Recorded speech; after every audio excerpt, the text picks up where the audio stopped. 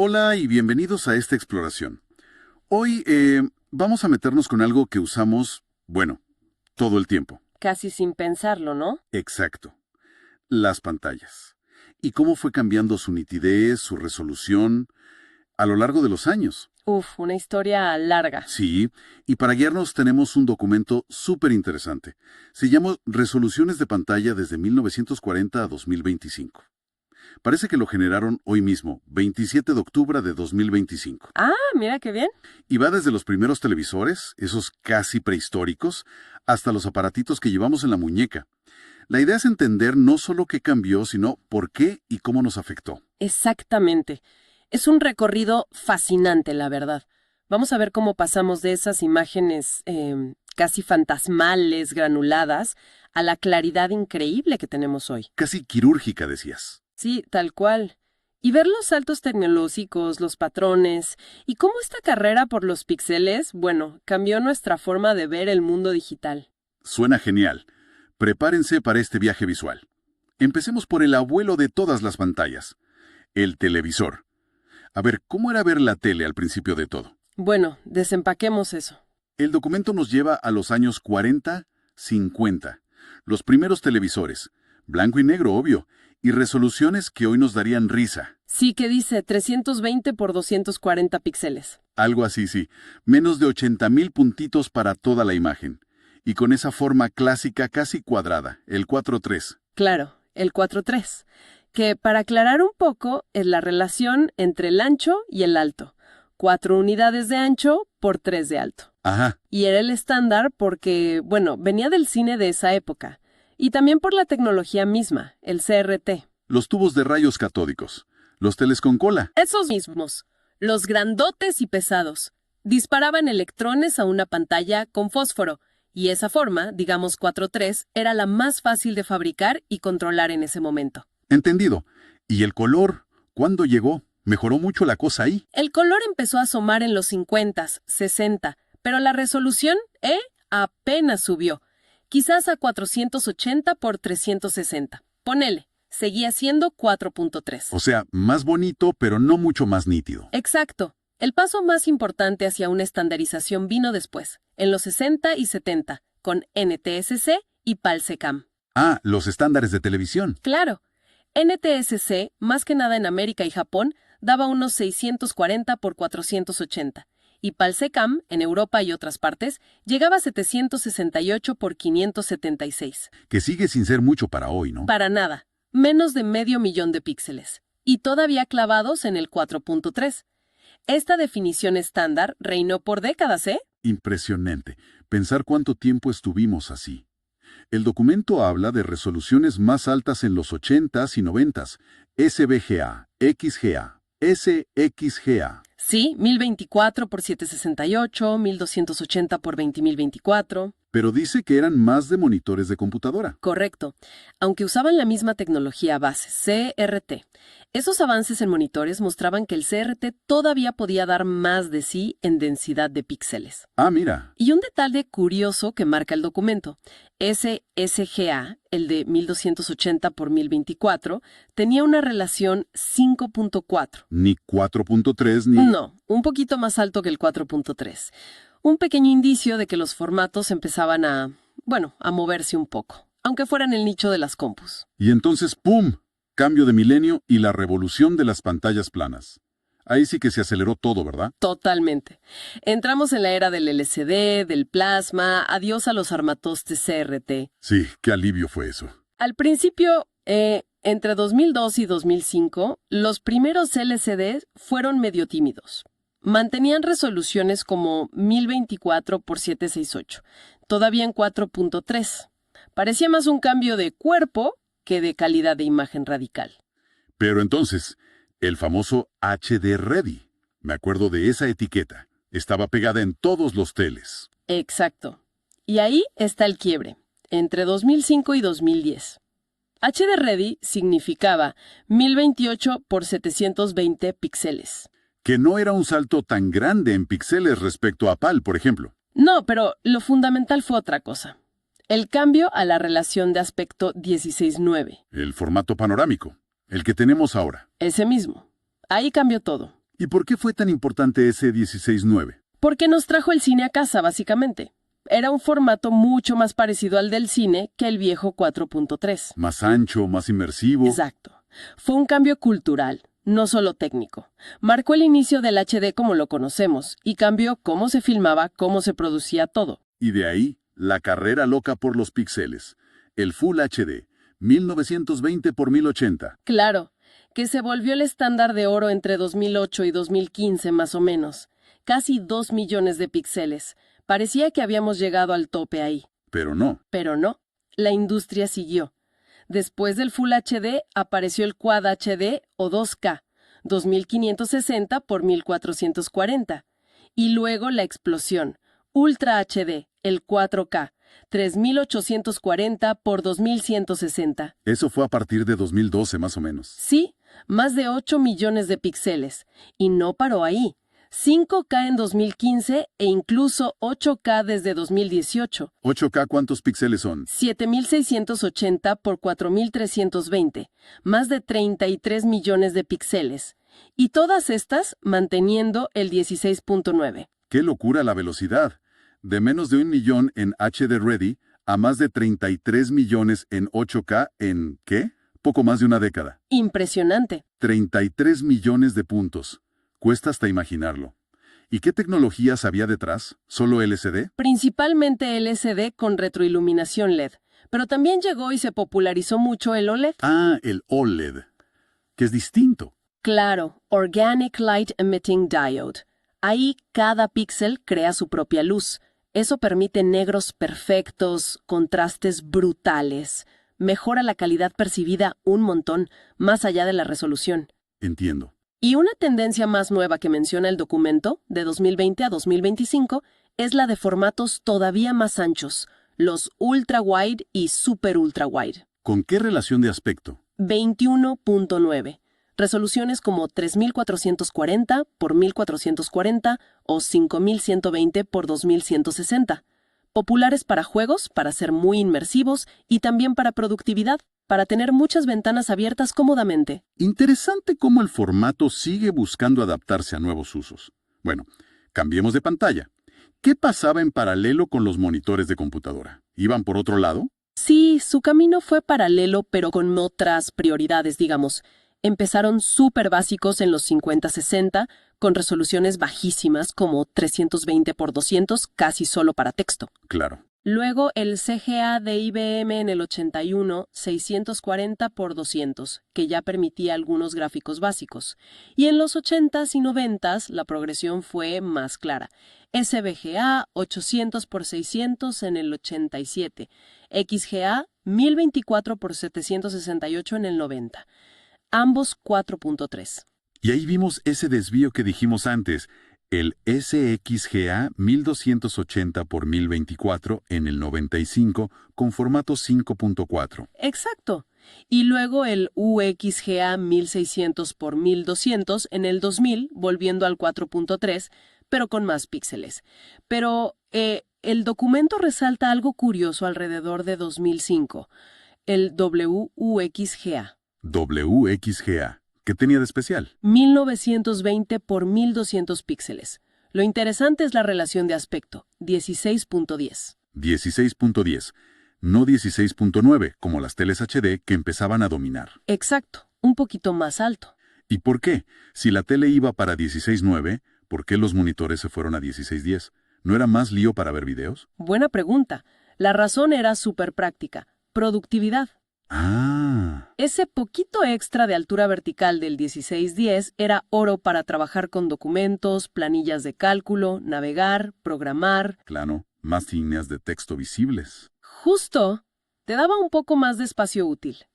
Para ver videos en 16.9 quedaban unas barritas negras chiquitas arriba y abajo, pero para mucha gente que usaba la PC para trabajar, valía la pena. Entiendo. La función mandaba sobre el formato del entretenimiento. ¿Y después? ¿Siguieron separados? Por un tiempo sí. Pero si miras los datos de 2010 para acá, se ve una convergencia clara. Hacia el 16.9. Sí. Los monitores empezaron a adoptar masivamente las resoluciones y el formato 16:9 de la tele, QHD 2560 x 1440, 4K UHD 3840 x 2160 desde 2012, 5K 5120 x 2880 desde 2015. O sea, se alinearon. Se alinearon. Parece que la economía de escala, fabricar paneles 16:9 era más barato, y también que cada vez usamos más la PC para ver videos. Bueno, todo empujó a esa unificación. Hoy encuentras monitores 16.10, pero el 16:9 domina también en escritorios. Fascinante cómo se cruzan los caminos. Ahora saltemos a las pantallas que llevamos encima. Los teléfonos móviles. Esa historia debe ser todavía más rápida. Absolutamente. El documento nos recuerda los inicios, en los 90. Pantallitas minúsculas, monocromáticas, 96 por 64 píxeles. Casi cuadradas, 1:1. ¿Sí?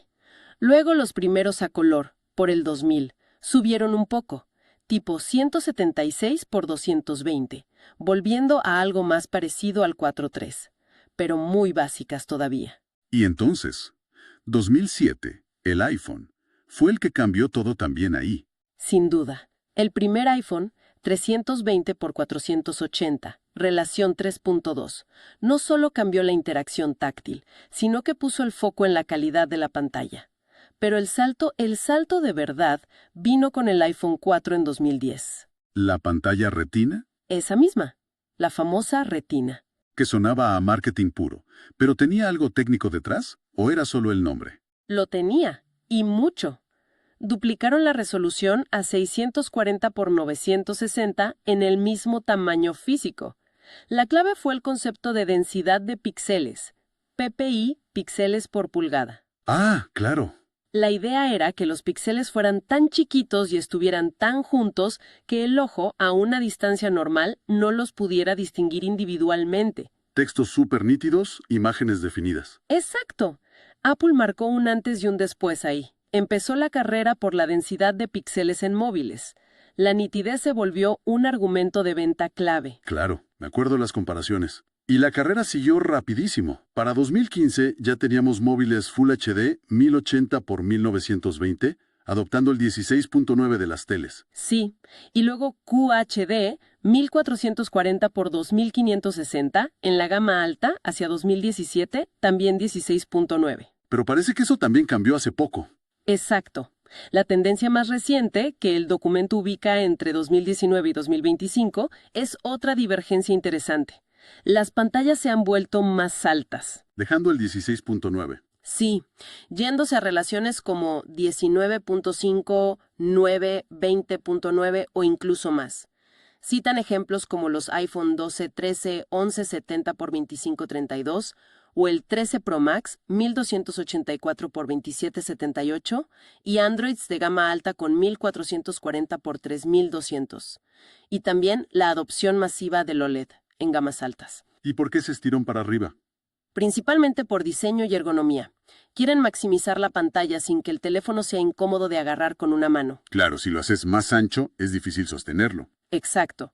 Al hacerlos más altos y estrechos, logran más pulgadas de diagonal y más espacio para contenido vertical, como redes sociales o webs, sin sacrificar el agarre. La forma sigue a la función y a la mano del usuario. Tiene lógica. Impresionante cómo el aparato dicta la pantalla. Y ya que estamos en lo chiquito, ¿qué onda los wearables? Los relojes inteligentes. También tienen su mini historia, los relojes digitales simples de principios de los 2000 casi sin resolución, 96 por 64, 1.1 cuadrados. Sí. Los primeros smartwatches, 2010-2015, subieron un poquito, a 128 por 128, todavía 1.1. El Apple Watch, desde 2015, marcó un estándar alrededor de 240 por 240 en las primeras series, también cuadrado. Pero eso también está cambiando, ¿no? Sí, el documento dice que los modelos más nuevos, 2020-2025, usan OLED de más resolución y da un ejemplo de 368 por 448 píxeles. Y acá viene lo curioso, esa resolución es 4.3. No. Volvió el 4.3 como los teles viejos. ¿Por qué? Fascinante, ¿verdad?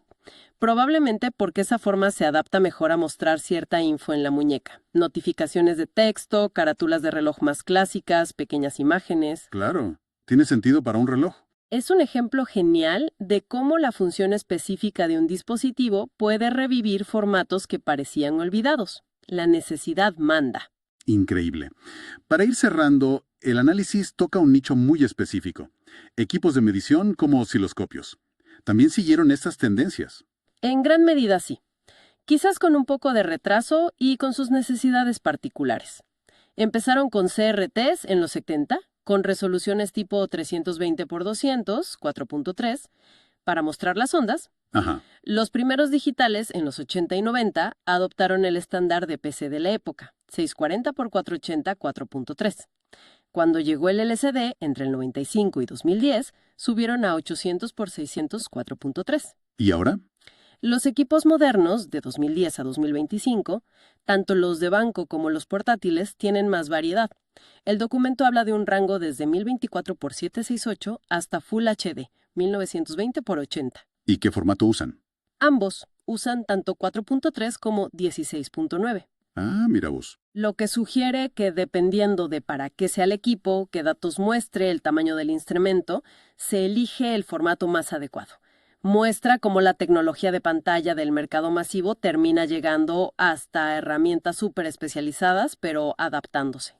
Entonces, si intentamos resumir todo este viaje de casi 85 años, ¿cuáles serían las grandes líneas? Yo veo tres cosas principales. Primero, un aumento exponencial, casi bestial, de la cantidad de píxeles en todas las pantallas, de decenas de miles a decenas de millones. Sí, impresionante.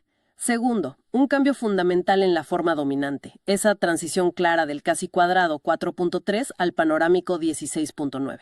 Y después, diversificaciones como el 21.9 en monitores o los formatos altos en móviles. ¿Y la tercera? Y tercero, momentos interesantes donde los caminos se separaron y se volvieron a juntar, como el 16.10 en monitores o este regreso curioso del 4.3 en wearable. ¿Y qué significa todo esto para nosotros, los que usamos las pantallas? Más allá de los números, ¿cómo nos cambió la vida esta evolución? Radicalmente. Nuestra experiencia visual digital es otra cosa. Más píxeles significan textos que se leen perfecto, detalles en fotos y videos que antes ni soñábamos, una sensación de realismo, de inmersión mucho mayor. Claro, la diferencia entre ver un partido en definición estándar y en 4K es abismal. Totalmente. O leer un libro en una pantalla vieja versus una tipo retina. Y el cambio de formato afectó cómo vemos las cosas, pero también cómo se crean, el cine y la tele adaptándose y cómo interactuamos. Desde tener más espacio para trabajar hasta cómo se diseñan las apps del celular. Impacta en todo, desde leer un mensaje en el reloj hasta un diagnóstico médico en una pantalla de alta resolución. O simplemente el placer de meterse en un juego o una peli con una calidad visual increíble. La resolución y la forma son como el aire que respiramos en el mundo digital. Están ahí, son fundamentales, pero a veces ni nos damos cuenta. Y todo este recorrido nos deja pensando en el futuro, ¿no? Llegamos a 4K, 8K en teles, densidades altísimas en móviles donde, dicen, el ojo ya no distingue más detalle. Llegamos al límite práctico de lo que podemos percibir. Es la gran pregunta. ¿Necesitamos realmente más píxeles todavía? Quizá no para lo que hacemos hoy. Pero, ¿y las tecnologías que vienen? Realidad virtual, aumentada, que ponen pantallas pegadas a los ojos con campos de visión enormes. Ah, claro, ahí cambia la cosa. O quizá formatos totalmente nuevos. O tal vez la innovación vaya por otro lado. Exacto. Quizás se enfoque más en el color, el contraste, el consumo de energía, la flexibilidad de las pantallas. Es algo para reflexionar. ¿Cómo va a ser la ventana a nuestro mundo digital en las próximas décadas? ¿Seguiremos contando píxeles o buscaremos otras cualidades?